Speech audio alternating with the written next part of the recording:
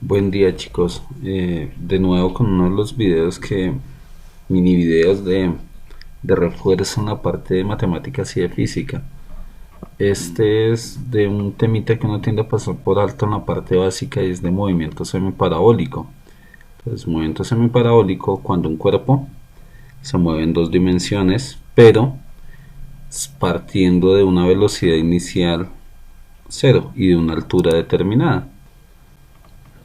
Cuando un movimiento semiparabólico está definido, tiene ciertas características. La primera es que en el eje Y cae libremente, es decir, no hay una velocidad que lo impulse hacia abajo, sino cae libremente, y el cuerpo trae una velocidad constante en el eje X. Por eso es que además de que cae, va avanzando, cae por efecto de la gravedad y avanza en forma constante por efecto de la velocidad que se le imprime en el primer impulso. ¿Qué sucedería si la gravedad fuera cero? Si la gravedad fuera cero, el cuerpo se movería en línea recta por efecto de la velocidad imprimida. Entonces movería con velocidad constante.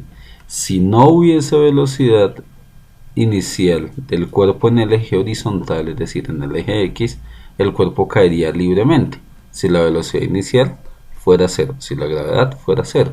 Pero como las dos aparecen, uno la gravedad para que caiga en este sentido y el otro la velocidad para que avance, entonces se suman estas dos características y generan el sistema de movimiento curvilíneo o semiparabólico. Entonces, a medida que avanza, también va cayendo, avanza, cae, avanza, cae, avanza, cae. Entonces, en el movimiento semiparabólico el cuerpo cae de una altura y avanza una distancia del punto en el que fue proyectado. En el eje horizontal se mueve con movimiento rectilíneo uniforme, entonces son dos movimientos por independencia en uno. Entonces uno analiza, cuando analiza el sistema de ecuaciones, analiza en el eje X como si llevara velocidad constante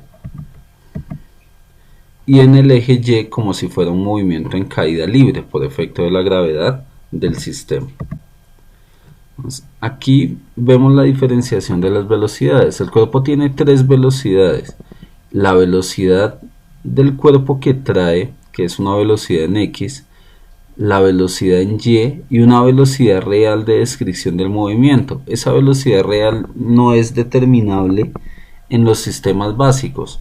Entonces, en los sistemas de bachillerato uno no es capaz de determinar esa velocidad básica porque necesita otro tipo de ecuaciones. Entonces, uno qué hace si necesita saber un valor: procesa la información en el eje X como movimiento rectilíneo uniforme y en el eje Y como un cuerpo en caída libre. Entonces, con las ecuaciones respectivas independientes, hay solo una cosa en la cual se debe tener en cuenta, y es que el tiempo para todos los procesos es exactamente el mismo. El tiempo de caída del cuerpo es el mismo del tiempo de alcance. Entonces, la distancia que recorre el cuerpo en el eje X es alcance y la altura de la cual se mueve se define como caída. El tiempo se define como tiempo de vuelo. Ese tiempo de vuelo es el mismo para cualquiera de las ecuaciones. Entonces, yo ya teniendo la velocidad, lo único que debo definir es el tiempo en el que el cuerpo está en el aire para definir el recorrido. Entonces, lo mismo, entonces definiendo el tiempo que dura en el aire, sé desde qué altura fue arrojado, o a partir de la altura de la que se lanza el cuerpo puedo definir el tiempo usando las ecuaciones de caída libre y usando las ecuaciones de movimiento rectilíneo uniforme.